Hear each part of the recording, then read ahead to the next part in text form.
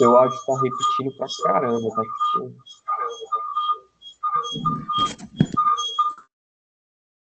Aí. Aí. Calma aí, deixa eu compartilhar a tela aqui.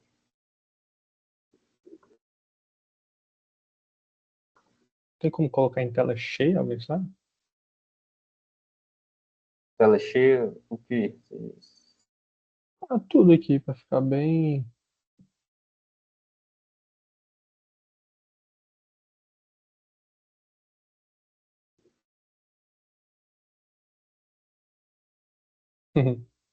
Não.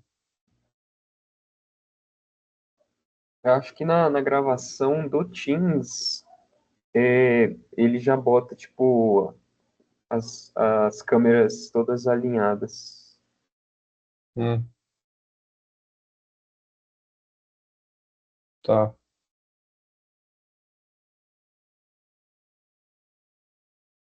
Aqui. Perfeito, consegui.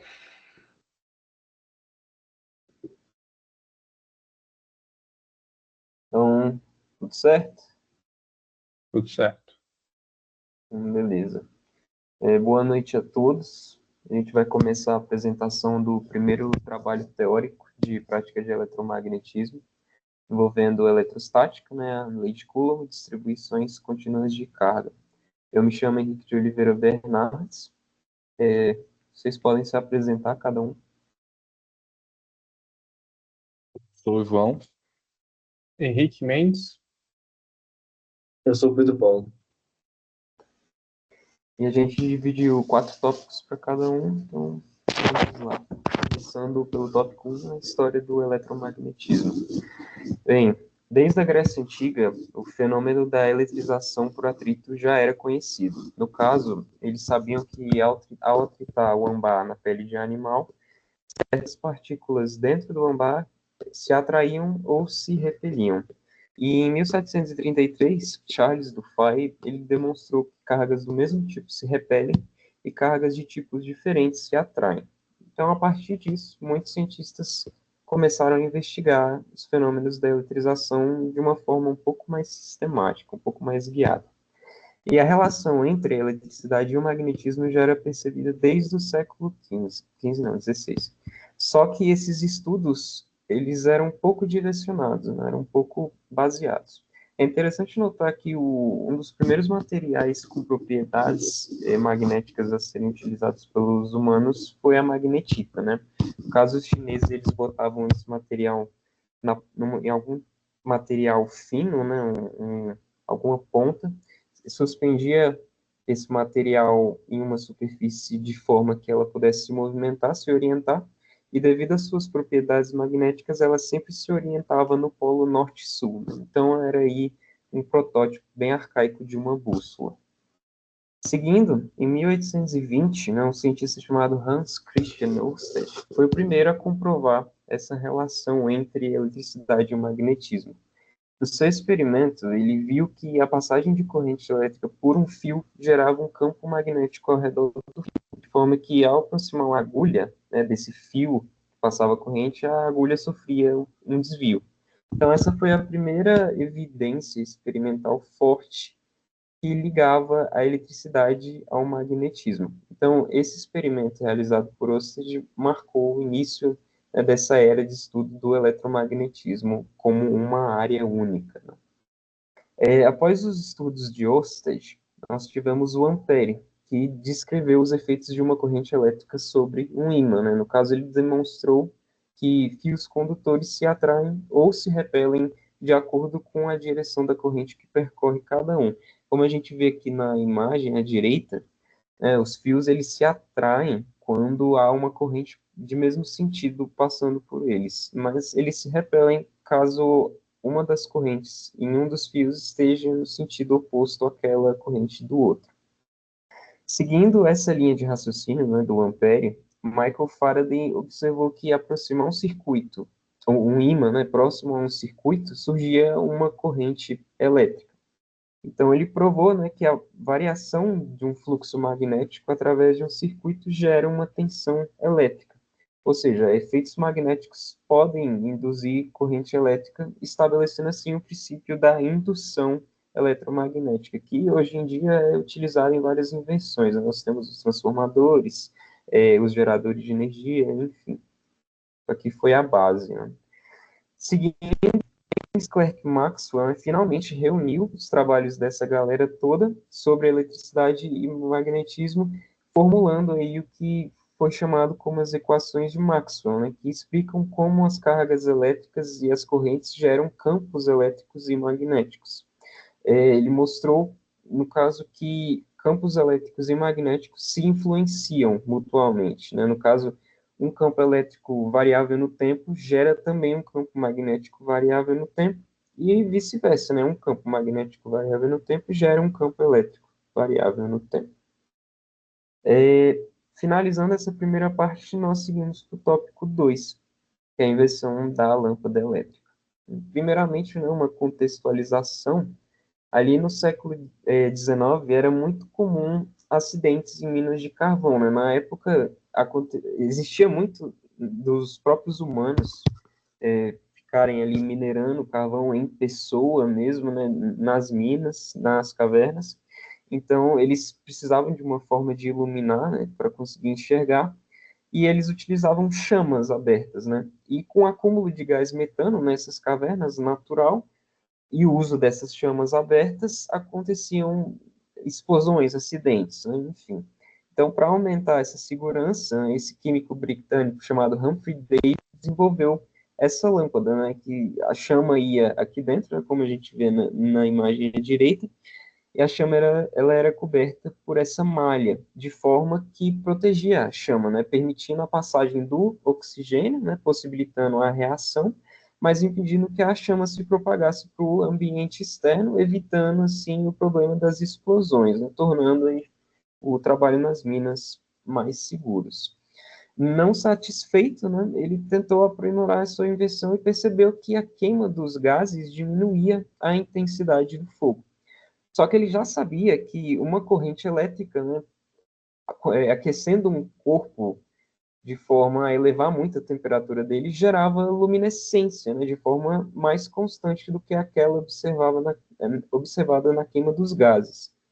Então ele passou a estudar essa emissão de luminescência por fios metálicos ao serem percorridos por uma corrente de alta tensão. Então, ele direcionou seus esforços para o uso da eletricidade, ao invés dos gases inflamáveis para a produção de luminescência, tornando-se, assim, né, o inventor assim, da primeira lâmpada incandescente e da primeira lâmpada de arco elétrico, ou seja, pioneiro, né, da lâmpada elétrica. Só que a sua invenção ainda enfrentava o problema da curta duração, porque como a temperatura era muito elevada, né, a corrente passava ali frequentemente numa tensão, né, muito elevada, acontecia a queima do filamento, porque as temperaturas eram, né, muito elevadas, então ele não tinha encontrado ainda um material que resistisse a essa temperatura. E foi somente em 1879, com Thomas Edison, né, após vários experimentos com diferentes tipos de filamentos, que ele conseguiu achar o filamento de bambu, que resistia, né, a essas altas temperaturas. E ele conseguiu ali deixar uma lâmpada com filamento de bambu acesa por 48 horas ininterruptas, e isso marcou ali, foi marcado como a primeira lâmpada elétrica comercialmente viável, porque ela conseguia se manter acesa por tempos prolongados, né?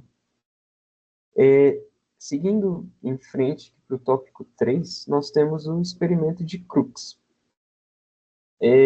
Como já mencionado, né, Michael Faraday, ele, nesse contexto aqui, ele foi precursor, né, no estudo do comportamento da eletricidade passando em gases rarefeitos da corrente, sendo aplicada em gases.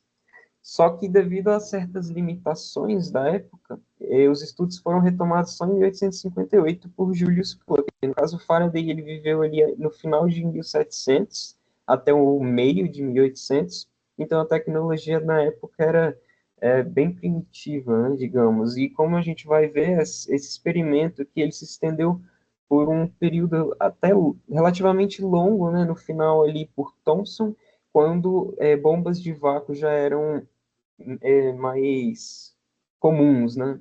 Bombas de vácuo um pouco melhores.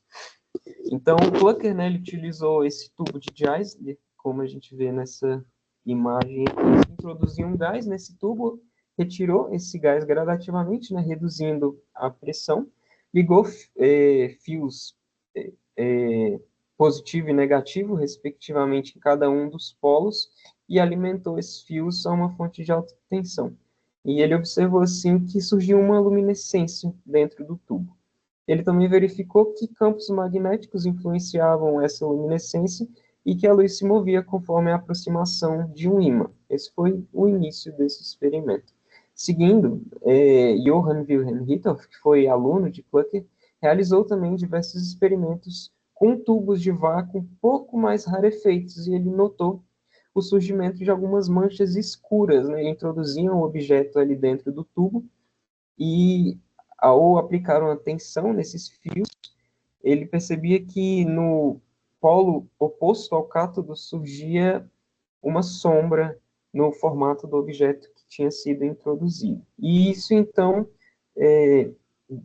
deu-se a entender, né, que os raios se originavam no cátodo e que corpos sólidos poderiam interceptar esses raios, gerando uma sombra. Como a gente vê aqui nessa imagem, né, o cátodo aqui, o ânodo, o objeto na outra ponta, e no ânodo surge uma sombra, né, que seria consequência dos raios que atingiam o objeto. Finalmente, em 1869, né, William Crookes, o cientista na qual o experimento, né, foi nomeado, ele realizou experimentos com tubos de vácuo ainda melhores, né, utilizando bombas capazes de atingir pressões aí de aproximadamente 2 vezes 10 a menos 55 torr, pressões bem baixas. Ele inseriu um objeto em forma de cruz no interior do tubo, e também, né, ele observou o surgimento de uma sombra com o formato exato da cruz na extremidade do ânodo, né? Como ele utilizou uma bomba de vácuo melhor do que a dos seus antecessores, esse efeito foi mais bem visto, né? No caso desse experimento, se notou que quanto mais vácuo, né, tinha ali no tubo, mais esse efeito da sombra era observado. E, bem, enfim, isso evidenciou novamente que os raios se originavam do cátodo e eles se propagavam em linha reta, né? Só que surgiu uma dúvida final. Os raios, eles se pareciam com a luz, né? Se comportavam como uma onda, eles se propagavam em linha reta, só que eles sofriam desvios de campos magnéticos como partículas, né? Então isso gerou um questionamento sobre a natureza. Eles eram ondas ou eram partículas? Ao botar um objeto surgiu uma sombra. Isso se assemelhava a uma onda, mas eles sofriam interferência de campos magnéticos, né? Sofriam desvios, então se assemelhavam a partículas. Seguindo para o tópico 4, nas bases experimentais e teóricas para o modelo atômico de Thomson, mas mantendo ainda o contexto do tópico anterior, recapitulando aqui, Crookes observou que a trajetória dos raios se curvava quando exposto a um campo, e isso indicava, então, que a luminosidade dos raios ela teria uma natureza corpuscular, ou seja, formado por partículas. E esse cientista aqui, denominado Jean-Baptiste Perrin, em um experimento posterior, demonstrou que esses raios eram capazes de eletrizar negativamente o tubo. Ou seja, esses raios carregavam partículas com carga negativa. Dando um pouco de contexto, que no caso é o que seria o átomo, né? Essa ideia foi proposta no início do século XIX por John Dalton, e segundo Dalton, toda a matéria era composta por átomos. Os átomos seriam permanentes e indivisíveis. Os átomos de um mesmo elemento, eles eram idênticos entre si, e átomos de elementos diferentes possuíam propriedades diferentes, e ficou conhecido, né, como bolo de bilhar. Nessa imagem aqui à direita, a gente vê alguns desses átomos, né, nós vemos como átomos de elementos diferentes realmente eram representados com desenhos diferentes, né? Seguindo em frente, Thomson, em 1897, J.J. Thomson realizou experimentos com o tubo de Crookes e ele conseguiu medir a velocidade das partículas presentes nos raios catódicos, né, que eram os raios originados do cátodo e quando colidiam com o objeto, geravam a sombra. E a partir dessa velocidade, ele determinou que a razão carga-massa dessas partículas era constante. Ou seja, independente do gás dentro do tubo, independente do metal que formava o eletrodo, né, de onde os raios saíam, essa razão era constante, era a mesma. Então, isso indicava que essas partículas eram menores que os átomos que formavam, né, os gases específicos. E, como mostrado por Perry, essas partículas eram carregadas negativamente. Então, os átomos, por consequência, possuíam, né, esses corpúsculos negativos em sua estrutura. E como no estado fundamental, né, o átomo era neutro, isso já era algo que eles sabiam na época, a carga negativa ela devia ser equilibrada por uma carga positiva que Thomson então propôs era distribuída uniformemente no átomo. Ele propôs inicialmente arranjos poligonais com 3 a 6 corpúsculos no átomo. Só que essa tentativa de organizar tridimensionalmente esses corpúsculos em uma esfera não garantia equilíbrio. Então ele propôs que todos os corpúsculos estariam em um plano que passa pelo centro da esfera.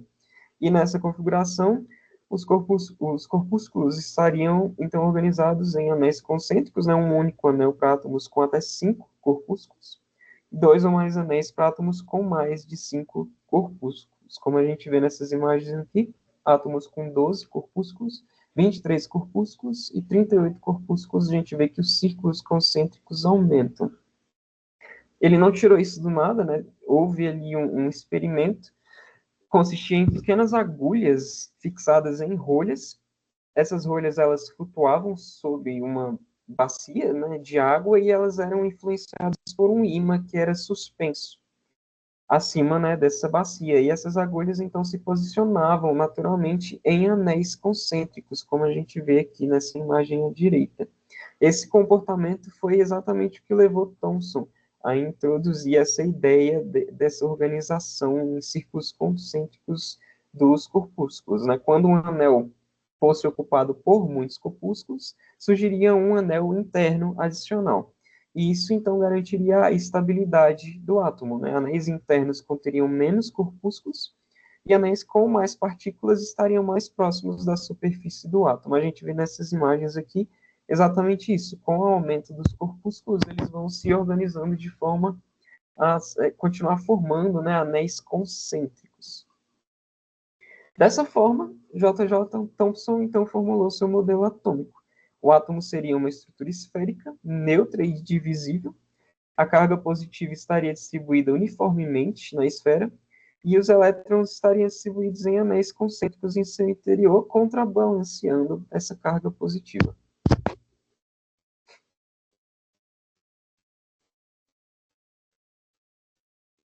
Muito bom. Vou falar agora do tópico 5, que é o experimento da gota de Millikan. Esse experimento foi feito por Robert Andrews Millikan e Harvey Fletcher no ano de 1909, e seu objetivo principal era medir a carga elétrica fundamental do elétron. E o Millikan recebeu o Nobel de Física em 1923 por suas contribuições. Aí na imagem tem a imagem da bancada, né, do experimento deles. Dá para ver que era bem rústico, né, por assim dizer. Pode passar. Bom, então isso. Então, o que eu falei do objetivo era basicamente saber se a carga ela teria apenas um valor, se ela seria apenas um valor múltiplo de outro, né?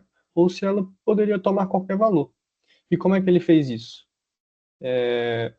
Ele pegou um pulverizador e pulverizou pequenas gotas de óleos eletrizadas entre duas placas metálicas, formando assim um capacitor de placas paralelas. Depois de pulverizar essas gotas de óleo, Millikan ele aplicou uma tensão, né, entre as placas, e isso fez com que um campo elétrico fosse criado, e esse campo elétrico interagia com essa carga das gotas, e fez com que essas cargas, ou essas gotas, se movessem para cima ou para baixo, meio que aleatório. E usando um microscópio, né, embutido ali no equipamento dele, como dá para ver ali, Millikan ficava observando o movimento dessas gotas. E aí, como ele aplicou a tensão, ele ia ajustando a tensão, né, aos poucos, para que a força elétrica ela se equilibrasse com a força gravitacional, que as gotas estavam caindo, fazendo com que as gotas não ficassem mais se movendo de baixo para cima, de cima para baixo, livremente lá no meio, mas que elas ficassem suspensas dentro do aparelho. Ficando suspensas, ele conseguiu medir o diâmetro, né? E com a razão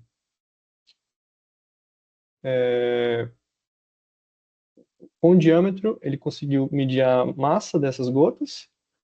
Com o microscópio, ele conseguiu medir o diâmetro e a massa dessas gotas e calculou assim a carga elétrica individualmente dessas gotas, né?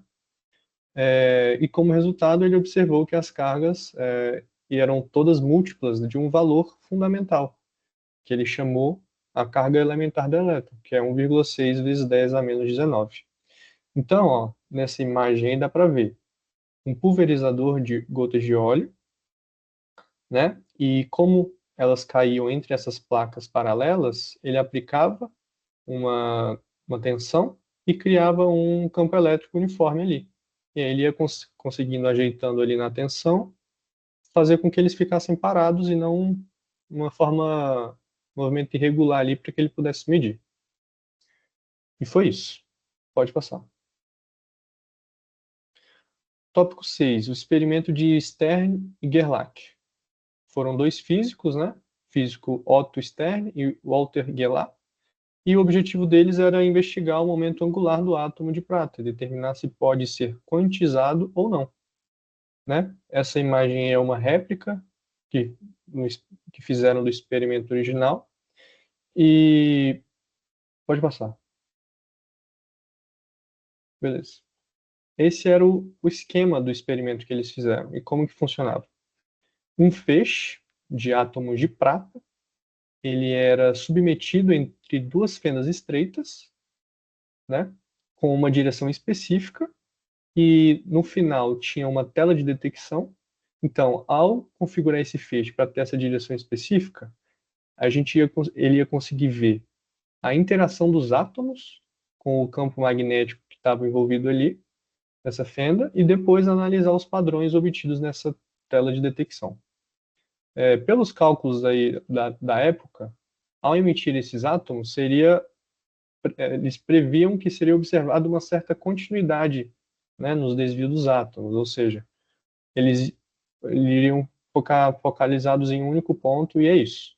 Mas não foi isso que aconteceu, né? Dá para ver ali no padrão formado ali na placa de observação que, pelo fato dos átomos de prata terem o spin, que eles descobriram isso depois e comprovaram isso, os átomos se dividiam em apenas dois feixes quando saíam do campo magnético da fenda.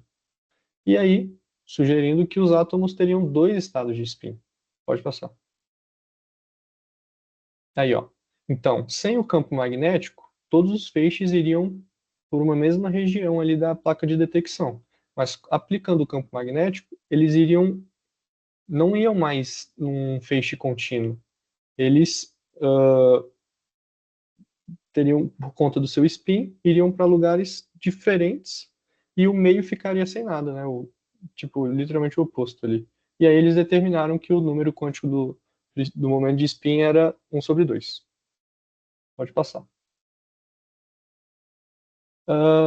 Tópico 7 do experimento do Rutherford, que era o experimento da folha de ouro, né? Então, foi feito pelo físico Ernest Rutherford e a sua equipe de físicos entre os anos de 1906 e 1913, e o seu objetivo principal era compreender a estrutura interna do átomo. E o experimento ele envolvia direcionar feixes de partículas alfa em uma fina folha de ouro, que daí vem o nome experimento da folha de ouro. Pode passar. E como foi feito? Foi utilizada uma fonte radioativa, né, que emitia partículas alfa. Essas partículas são tão pequenas, muito pequenas, e têm uma carga positiva. E eles direcionaram esse feixe de partículas para uma folha de ouro bem fina. E ao redor dessa folha de ouro, Rutherford colocou um detector de partículas alfa. Então, se tocasse uma partícula alfa ali, teria uma coloração diferente, aí ele saberia que alguma partícula alfa tocou ali. E ele conseguiu observar a trajetória dessas partículas alfa ao passarem pela folha de ouro. Beleza. A ideia era que o átomo ele era maciço, então, na teoria, ele passaria direto, certo? Mas como resultado, Rutherford observou que a grande maioria das partículas passaram direto pela folha de ouro, sem sofrer nenhum tipo de deflexão, como que é no caso A ali, ó. Ou seja, passaram reto. Mas algumas partículas sofreram deflexões, como na B e na C. Então, algumas sofreram alguma deflexão, no caso da B, como se tivesse passado de raspão, e no caso da C é como se tivesse ricocheteado ali na folha de ouro. E, com isso, ele quebrou todo a ideia do átomo maciço e Rutherford concluiu que grande parte do átomo é vazio, pelo fato da grande maioria não ter sofrido deflexão, que é o caso A, e que esse átomo é formado por um núcleo denso e carregado positivamente, porque algumas partículas elas foram desviadas em ângulos muito grandes e foram repelidas por serem também partículas positivas, né? Pelo fato das partículas alfa serem positivas. E por fim, ele suspeitou, né, que os elétrons do átomo estavam se movendo ao redor do núcleo, desenvolvendo assim um modelo atômico que era chamado de modelo planetário do átomo. Pode passar. Tópico 8 é falar sobre quem foi o César Lattes e quais foram as suas contribuições para a física, né, e das suas pesquisas. Lattes, Cesare Mansueto Júlio Lattes, mais conhecido como César Lattes, nasceu em Curitiba, estudou física e matemática na Universidade de São Paulo e foi um dos fundadores do Centro Brasileiro de Pesquisas Físicas, né? Ele, foi muito jovem, né, para esse mundo científico, foi junto com o físico Cecil Powell e eles descobriram uma partícula atômica chamada meson pi. E essa partícula permite que, através da sua interação com os prótons e os nêutrons, cargas positivas dos prótons permaneçam perto uma das outras sem se repelir. Isso foi de extrema importância para os estudos na época, né? E ele participou desse experimento. Ele não ganhou o prêmio Nobel porque dizem que existem algumas teorias. Uma delas dizem que o comitê só concedia o prêmio apenas para o chefe da equipe, não para todos os envolvidos. Outros dizem que por causa da sua idade, imagino que ele era um pouco novo em relação aos outros, talvez uma questão política envolvida, mas são só teorias. Pode passar.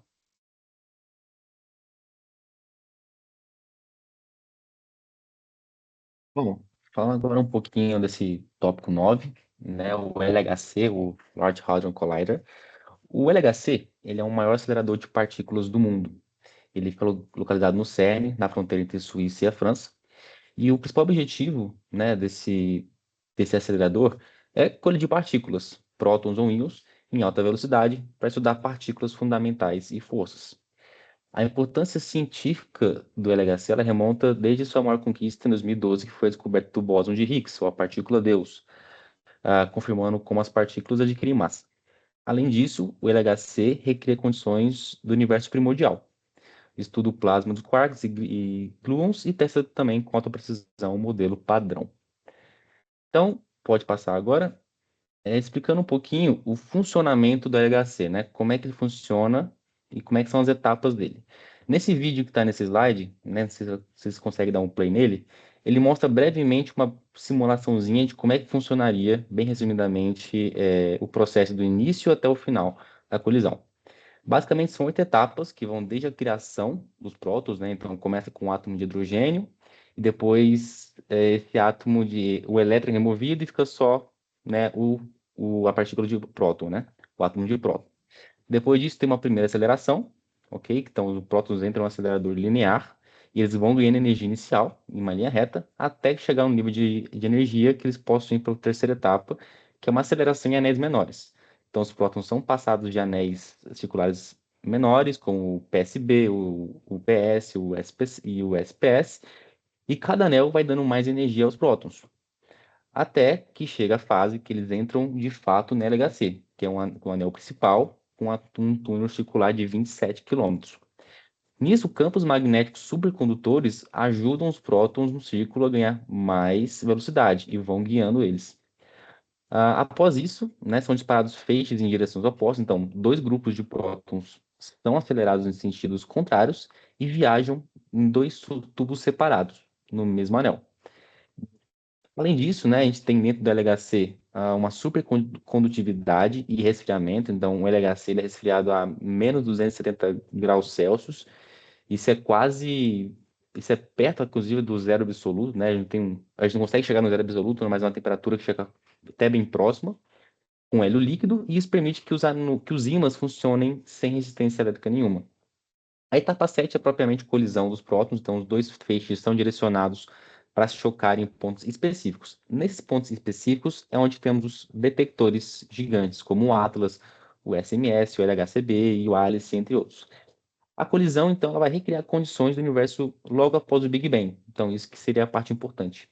Então, após a colisão, a gente tem a etapa final, que é de detecção e análise. Então, esses detectores registram milhões de dados por segundo, e cientistas, então, vão analisar esses dados e estudar também essas partículas novas, como, por exemplo, o bóson de Higgs. Também vão testar o modelo padrão, né, e também até procurar sinais de física além do modelo padrão, como matéria escura e supersimetria. Pode passar? Deu pra ver o vídeo aí? Ou não? Cara, não, acho que não Calma aí, deu. então, que eu vou mudar aqui só para poder passar, só para não ficar em Ah, branco. beleza. É um vídeo bem rapidinho, acho que tem poucos segundos, mas É dar uma ideia boa sim. como funciona. Agora tá Então, dando para ver. isso, estão vendo que a partícula vai passando por anéis menores, vai ganhando mais energia, passa por um anel maior, até entrar no anel no LHC, que é de 27 quilômetros, com dois feixes opostos que se chocam ali no detector Atlas, né? E no Atlas é feita essa detecção, né, esse choque, que é onde são feitos os estudos. Como vocês podem estar vendo aí. Beleza. Vou mudar aqui de novo. Beleza?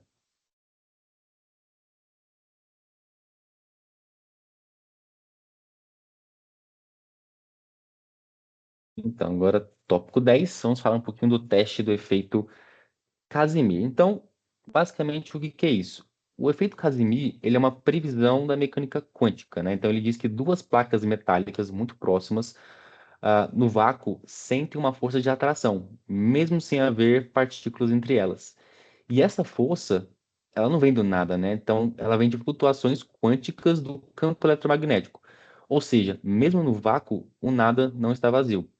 Então, por isso que a importância desse experimento nos mostra o quê?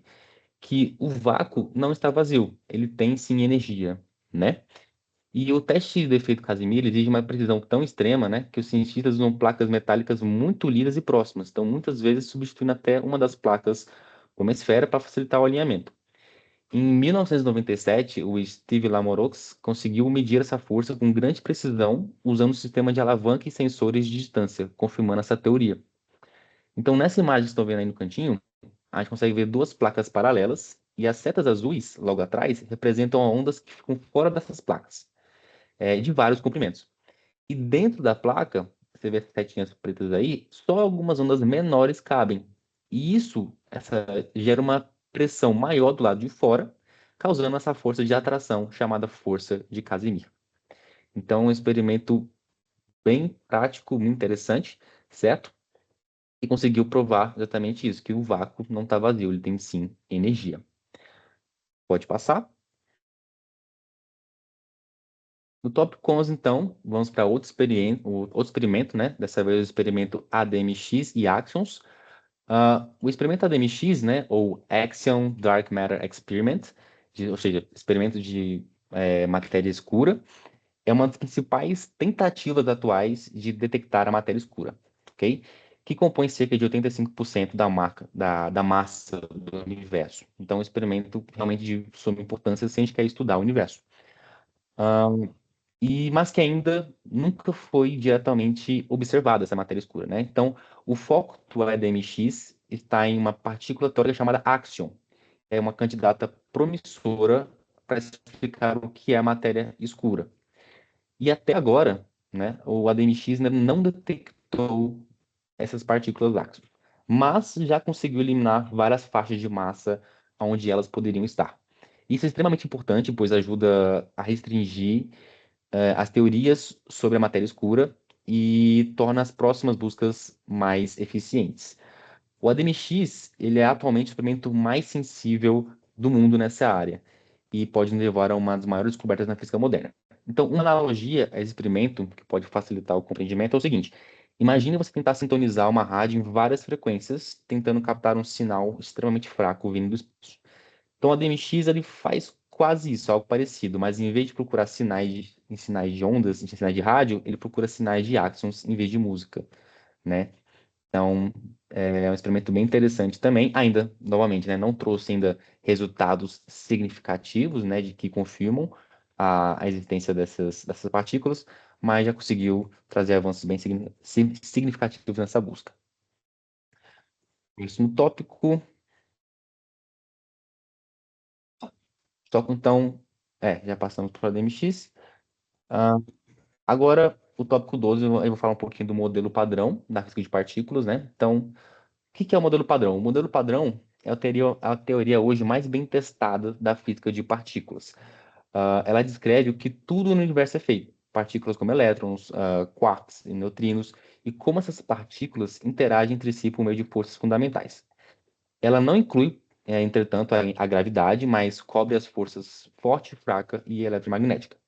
As partículas do modelo são divididas em dois grandes grupos, né? Os férmions, que são os blocos de construção da matéria, e os bósons, que são os mensageiros das forças, né? Então, dentro desses férmions aí, esses bósons, dentro dos férmions, a gente subdivide em outros dois grupos, os quarks e os leptons. E dentro dos bósons, a gente tem os fótons, o gluon, o WZ e a Higgs, que é aquela que a gente falou agora há pouco, quando eu estava comentando sobre o LHC, que foi descoberta lá. Bom, então aqui nessa imagem a gente consegue ver um pouquinho geral dessas 12 dessas partículas fundamentais aí, né? Esses férmions e bósons. E se a gente passar um pouquinho o slide agora, vou pedir, por favor, a gente consegue agora ver de novo essas partículas, né? Então, no esquema, a gente consegue ver todas as partículas do modelo padrão. À esquerda aí de vocês, né? No caso, à direita, né? Tem a partinha roxa, que são os quarks, tá? Verde são os leptons, e esses dois grupos, né, formam ali os férmions. E em vermelho e laranja temos os bósons. Então, os vermelhinhos ali são os bósons de força, e o bóson de Higgs ali representado pelo amarelo. Bom, de novo, né, algumas limitações. Não explica a gravidade, matéria escura nem energia escura, e também a questão do neutrino tem massa e não era prevista originalmente, né? Então, por isso, muitos físicos acreditam que o modelo padrão ele é parte de algo maior que ainda não estamos tentando descobrir, mas a sua importância ela é inegável e é crucial para o entendimento hoje da física moderna e também até da física antiga.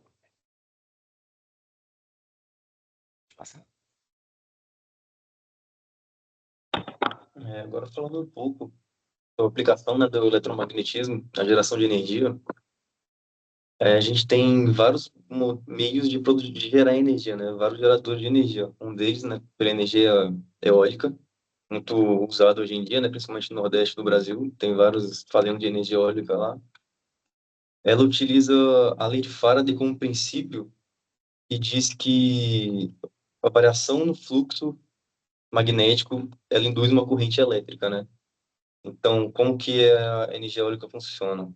A partir da energia cinética do vento, as pás giram um rotor que está conectado a um gerador e causa essa variação no fluxo magnético e induzindo essa corrente. Passa, por favor.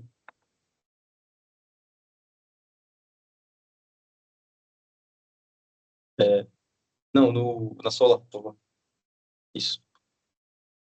Na energia fotovoltaica, energia solar, muito usada hoje em dia nas casas, né? Ela usa o efeito fotovoltaico, que é um fenômeno que transforma a luz em eletricidade. E quando a luz solar bate, por exemplo, no silício, algum material semicondutor, esse material absorve o fóton e libera elétrons, induzindo uma corrente elétrica também.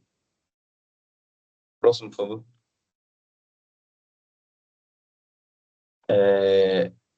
Já na aplicação na fusão nuclear, né? Muito usado Hoje em dia não tem muita energia de fusão, né? Estão tentando fazer ainda fusão.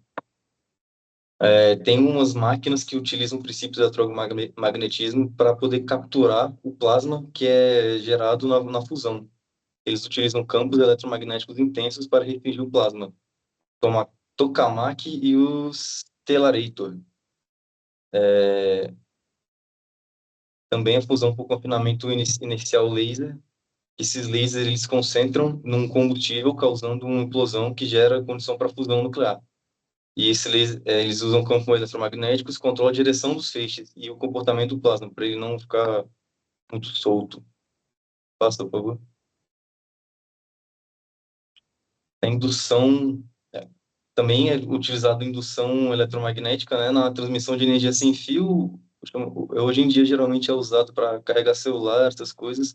Não dá para usar em grandes máquinas, mas ela baseia na indução eletromagnética e no acoplamento por campos magnéticos ressonantes entre as bobinas, duas bobinas, né, que ficam na mesma frequência. Hoje em dia tem muito em carro isso também para carregar telefone, né? Passa, por favor.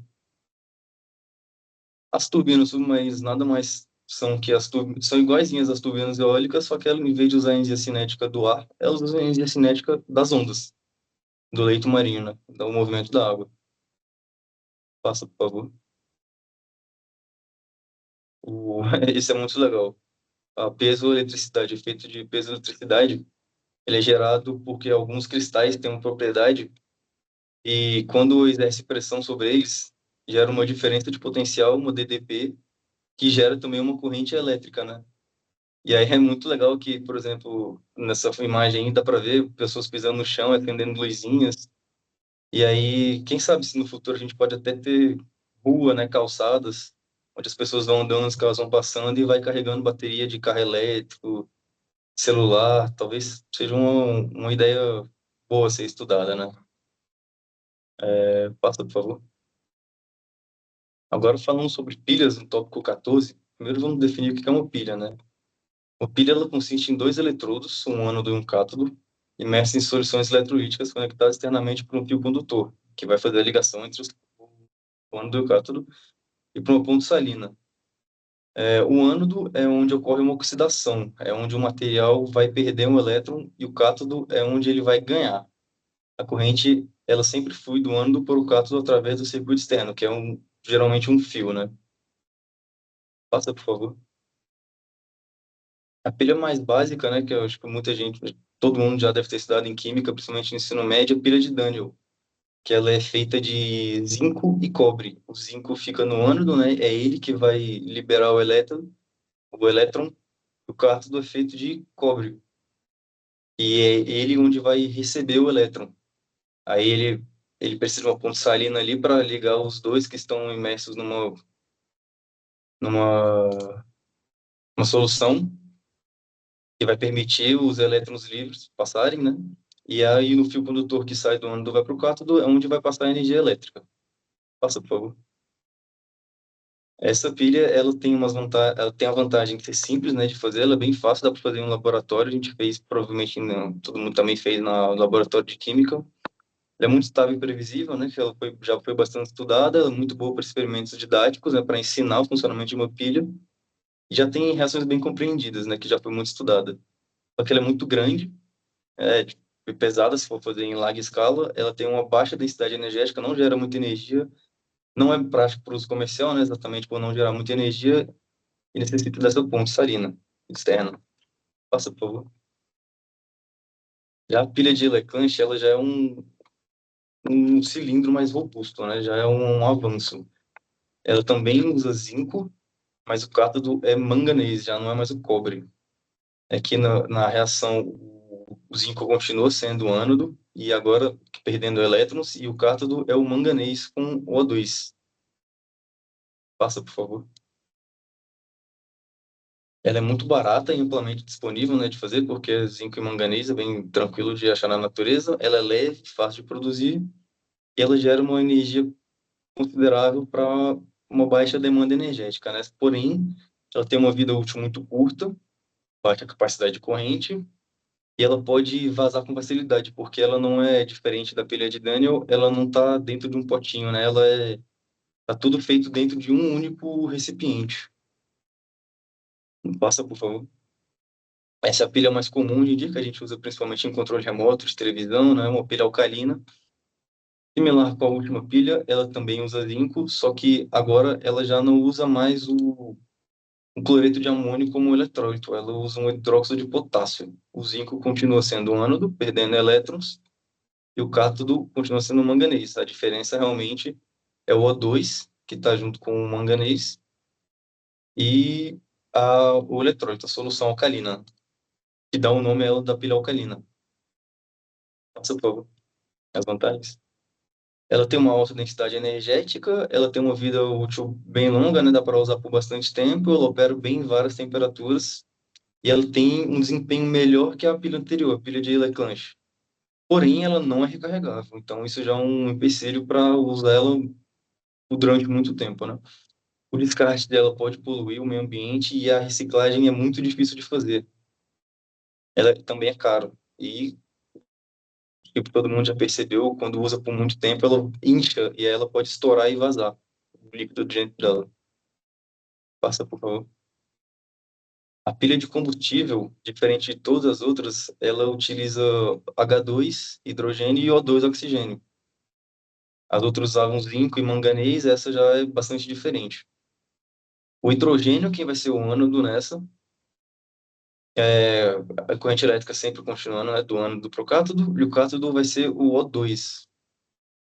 Passa, por favor. Ela tem uma alta eficiência energética, essa pilha, bateria, né, o produto dela é água, então ela não polui nada praticamente, né, só gera água. E se você continuar fornecendo combustível para ela, ela vai continuar funcionando até acabar o combustível. Porém, tem um custo elevado de produção, tem que ter um lugar para armazenar o H2, que é já uma tecnologia bem difícil, o H2 ele é muito volátil, né? Bem difícil de manter ele como um combustível líquido. A infraestrutura de abastecimento é limitada, né? Porque não é um combustível comum utilizado hoje e depende muito de catalisador caro para fazer a reação. Passa, por favor. E agora essa aqui, eu acho que é também, se não a mais utilizada, deve ser a segunda mais utilizada, uma pilha recarregável. Ela é feita de grafite, o ânodo dela já passa a ser carbono, e os cátodos geralmente são lítio. Por isso, né, que muita gente conhece como bateria de lítio. Ela tem essa vantagem de ser recarregável, né? O lítio ele funciona como um ânodo, quando ele oxida e perde os elétrons. E para carregar, simplesmente você inverte o sentido das equações e a energia, você oferece energia, as equações voltam e você pode utilizar ela de novo. Ela é reversível, né? Ela tem uma alta densidade energética, principalmente por ser recarregável, você pode usar bastante, ela é bem leve, você pode recarregar quantas vezes quiser não, mas bastante vezes. Porém, se você não armazenar ela direito, não usar ela de forma correta, ela pode pegar fogo. Tem caso de que a bateria de lítio explodindo, é bem feio também quando acontece acidente com ela. Ela tem um custo de fabricação elevado, mas por ser recarregável, vale a pena. E tem um problema que o desempenho decai com o tempo, né? Por causa de ficar recarregando toda hora. Então, o que causa aquele vício quando a gente fala que a bateria está viciada, né? É isso. Outra pilha que está sendo muito estudada é a pilha de ferro. E diferente de todas as outras, o ânodo dela é o ar.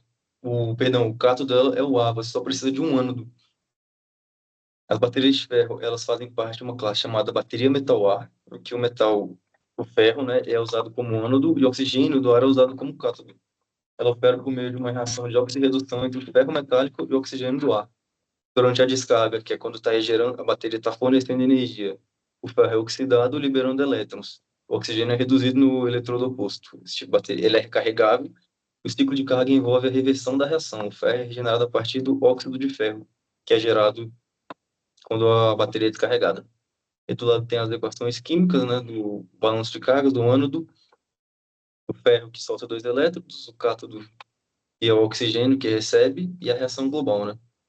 E durante a recarga, novamente, é só você oferece energia e a equação inverte. Passa, por favor. A vantagem da bateria de ferro é que ela tem um custo muito baixo, porque, basicamente, o ar não tem custo, ele está aí na atmosfera, e o ferro é bem baratinho também de conseguir, que é um dos materiais mais abundantes do mundo. Tem um baixo impacto ambiental, porque não utiliza metais tóxicos, né, só o ferro. Tem uma alta segurança, porque não pega fogo, diferente da bateria de lítio, que é recarregável também, né? Tem uma durabilidade bem boa. Você consegue descarregar e carregar ela várias vezes, e por isso ela é ideal para armazenamento de energia em grande quantidade. Uma grande fazenda de energia eólica, solar. Então tem bastante vantagem, né? Porém, ela tem uma baixa densidade de energias. Geralmente, elas são baterias muito grandes, né, para poder comportar uma quantidade grande gerada pelas fazendas de energia renováveis, né? A eficiência energética ela é relativamente baixa, né? Ela tem perdas maiores durante a carga e descarga.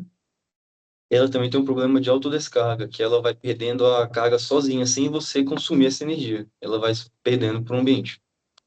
A velocidade de carga e descarga dela é mais lenta em relação às outras baterias de lítio, então isso é uma desvantagem, né? E ela precisa de um sistema de ventilação ou captura de oxigênio para poder usar no cátodo, né? Passa, por favor. Agora, no tópico 16, a gente precisa primeiro definir o que é a constante de Avogadro. Ela basicamente é o número de entidades elementares, né, átomos e moléculas que existem em um mol de uma substância, né? Por exemplo, um mol de H2O tem, que é a constante de Avogadro, 6,022 vezes 10 a 23 moléculas de água. E como que a gente calcula experimentalmente essa constante? Tem vários experimentos, mas utilizando o eletromagnetismo, o mais comum a partir da eletrólise da água, né? Passa, por favor. Para fazer esse experimento, a gente precisa de uma cupa, né, uma bacia com água levemente acidificada, né, com ácido sulfúrico, para conduzir a eletricidade, dois eletrodos, um ânodo e um cátodo, uma fonte para fornecer uma corrente elétrica contínua, um aparelho para medir essa corrente fornecida, um cronômetro para você medir por quanto tempo essa corrente foi fornecida, e provetas ou tubos, ou seringas também, geralmente é usado seringas, para poder coletar os gases que são produzidos a partir da reação da eletrólise da água. A ideia é sabendo, basicamente, né, para descobrir a constante de Avogadro, sabendo quantos elétrons foram transferidos pela corrente elétrica, quantos mols de gás foram produzidos, podemos estimar quantas partículas foram formadas e assim chegar à constante de Avogadro. Passa, por favor. Para dar um exemplo teórico de como fazer esse experimento, né? São valores teóricos, não são valores de experimento real, mas são bem aproximados da realidade. Não, ainda não. Perdão, eu pulei uma etapa. É, falando como funciona o experimento ainda, né? Você monta a bacia com essa água, você liga a corrente, você mede o volume e aí utiliza essas equações, né? A equação é carga igual a corrente vezes o tempo, utiliza a constante de Faraday para poder calcular a constante de Avogadro. Aí passa, por favor. Agora sim, utilizando os valores que não são reais, mas são próximos da realidade, um experimento teórico. Para exemplificar aqui, você pega a corrente elétrica que foi medida, por exemplo, 0,5 amperes, o tempo que esse experimento foi feito, né, 5 minutos dá 300 segundos, utilizando a carga elementar do elétron, né, 1,602 vezes 10 a menos 19 Coulomb, constante de Faraday também, que já foi calculada, 96,485 Coulomb por mol, e o volume molar de um gás ideal. Aí, utilizando a equação dada anteriormente, né, a carga ela vai ser a corrente pelo tempo, e em 5 minutos vai dar 150 coulombs. Aí você consegue, na seringa, o gás que foi produzido, o H2. Você vai medir ele numa seringa e vai ver o volume que foi feito, né? Foi produzido pela eletrólise da água.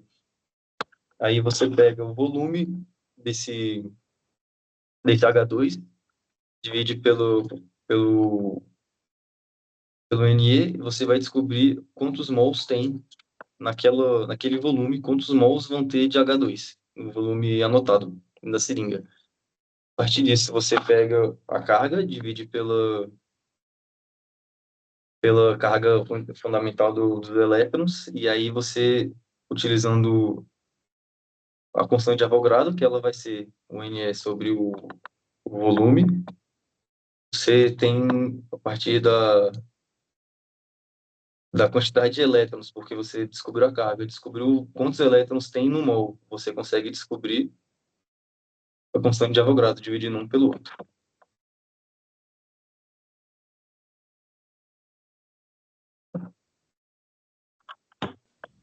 Bem, beleza. Finalizando os tópicos, a gente entra aqui no fórum de discussão. Eu queria começar aqui puxando lá dos meus tópicos, né? Quando eu falei do experimento que Thomson fez com o tubo de Crookes, eu mencionei que ele descobriu a razão carga-massa, né, dos elétrons, mas eu não especifiquei muito bem como. Nesse experimento, o que ele fez, na verdade, foi acelerar um elétron por meio de uma tensão em direção a uma placa carregada positivamente. E alguns desses elétrons passavam por um pequeno buraco nessa placa e formavam como se fosse um raio, né, que dali em diante, né, eles iam em direção a uma região onde tinha um campo elétrico e um campo magnético presente. E, bem, nessa região, né, onde tinham esses campos, Thomson ajustou de forma que eles se cancelassem, né? Então, ajustando ali as equações, né, para a medição de cada uma dessas grandezas, ele conseguiu, no caso, né, manipular essa expressão de forma que, no final das contas, ela ficasse ali só em função do campo magnético, do campo elétrico e da que mais? Do campo magnético, do campo elétrico e, enfim, a velocidade ela saía da questão, né? A velocidade que o elétron viajava e essas duas variáveis aí, eu acabei esquecendo a terceira variável que ficava em função ali na equação. Deixa eu me lembrar aqui rapidinho. Mas se você pesquisar, você consegue achar exatamente a equação, né? Que após a manipulação ele acabava aqui, ó, ficava em função do campo magnético, do campo elétrico e da tensão, né, que ele aplicava. Então, por meio dessas três variáveis que ele mesmo configurava ali no experimento, ele conseguiu achar essa razão carga-massa. Uma outra coisa interessante é que como o Thomson acreditava, né, ele, que a parte positiva era, de certa forma, insignificante, né, ele conseguia determinar qual a quantidade de corpúsculos, né, do átomo de acordo com sua massa, né? Porque como a parte positiva era insignificante, a massa era então composta basicamente pelo peso, né, pela massa dos corpúsculos. Então, pela massa do átomo, ele seria supostamente, né, capaz de encontrar o número de corpúsculos. Eu queria ver um negócio aqui com o Henrique, né? Ele falou no caso do Lattes, né, que ele não ganhou um prêmio Nobel. Você acha que isso influenciou de alguma forma na carreira dele, negativamente? Cara, Eu imagino que não, porque, pô, aqui no Brasil, imagino que fora também, ele ganhou muito nome com essa pesquisa dele, mesmo não tendo ganhado o prêmio. Imagino que quem é da comunidade sabe o verdadeiro motivo e não se importa com isso. Aqui no Brasil, ele foi muito homenageado em vários lugares, né? A gente fala currículo Lattes é dele, né? Sim, Então, acho que isso não atrapalhou muito, não. É claro que ele não deve ter ficado tão feliz com não ter recebido, né? com Mas, certeza. pô, não dá pra ter tudo também, né? Eu acho que É, foi isso. Acho que deve ter outro, tido uma politicagenzinha ali também. sim, O cara é sim. novinho, aí tá entrando no meio de gente grande, já quer ganhar o prêmio, Mais pô, velha, vamos com exatamente. calma, né? Mas acontece, infelizmente.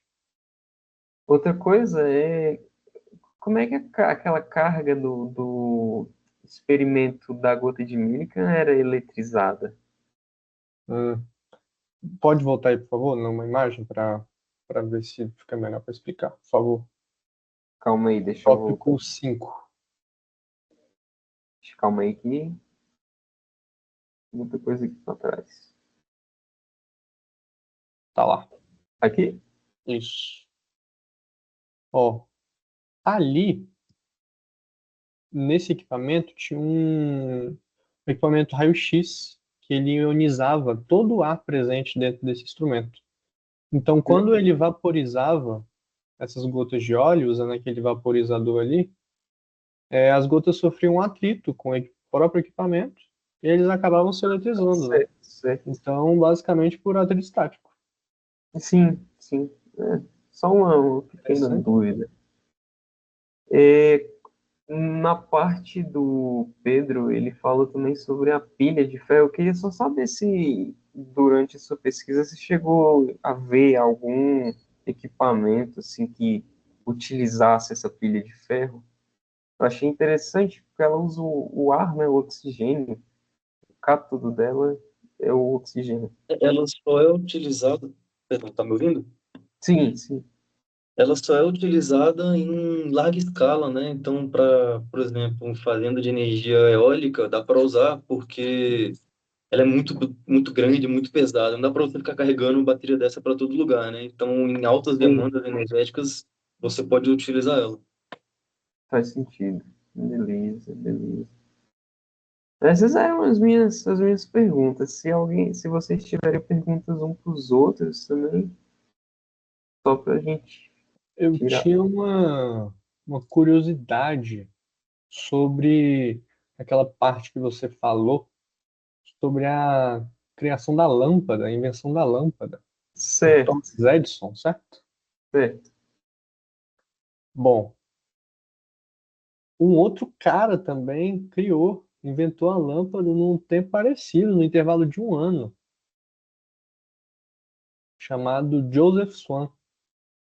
Hum, Como eles não estavam próximos, né?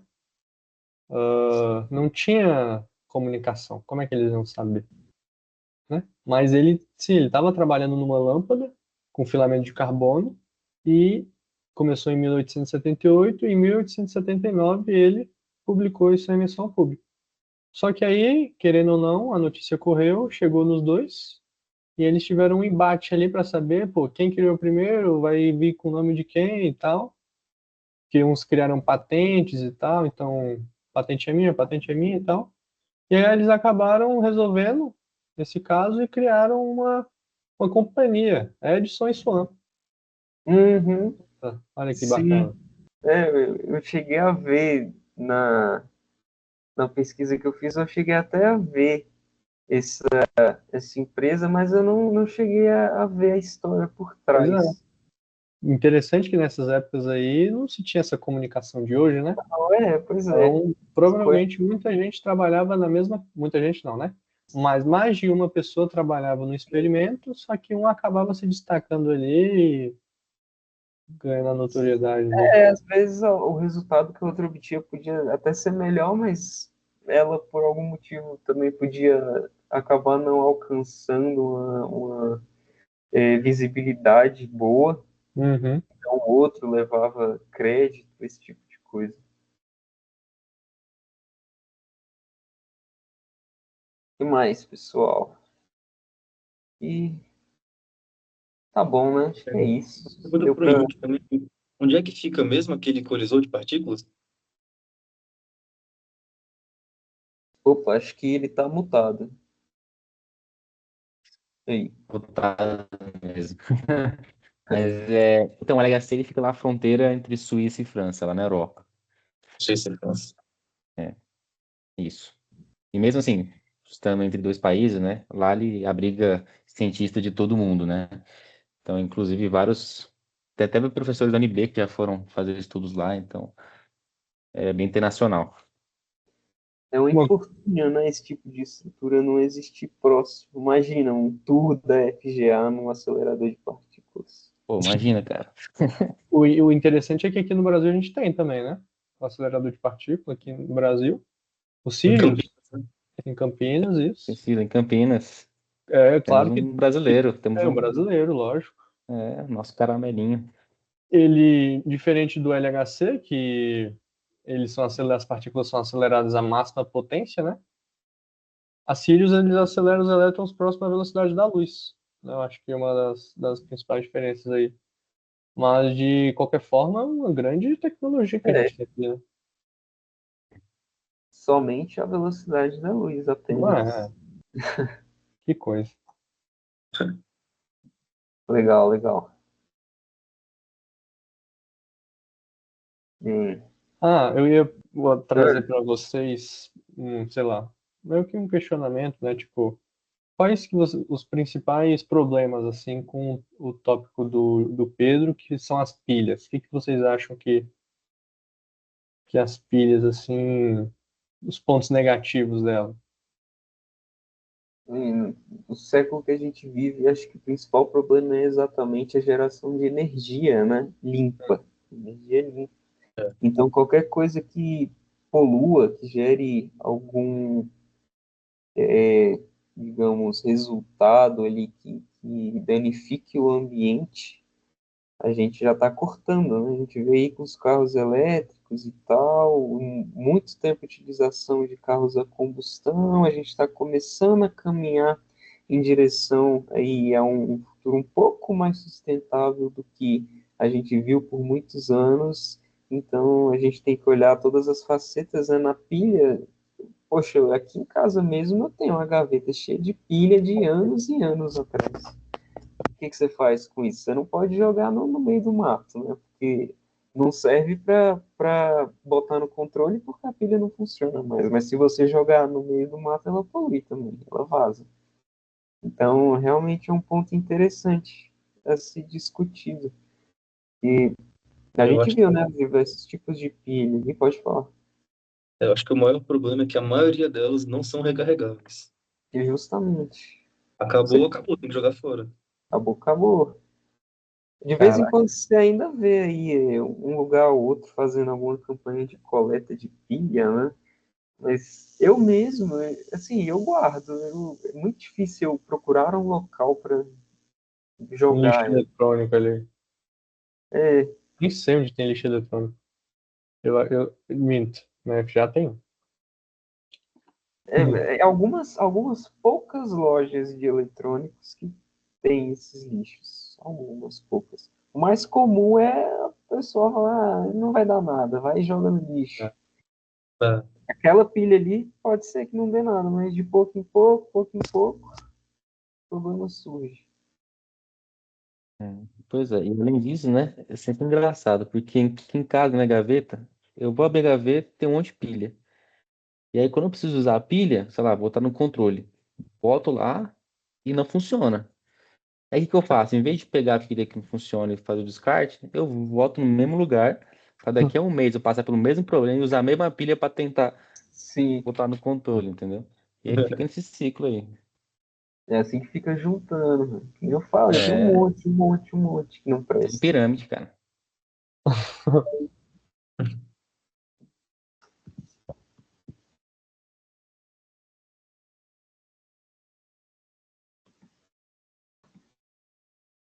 É isso. Deu Então, pra dar uma discutida boa, né, dos tópicos. deu. Deu. Então, Sim. tá bom. É isso. As referências aí, rapidamente. Sim, claro. Todas estão aqui no final. Algumas várias, né? Algumas várias. Opa, calma aí. Deixa eu passar uma a uma aqui.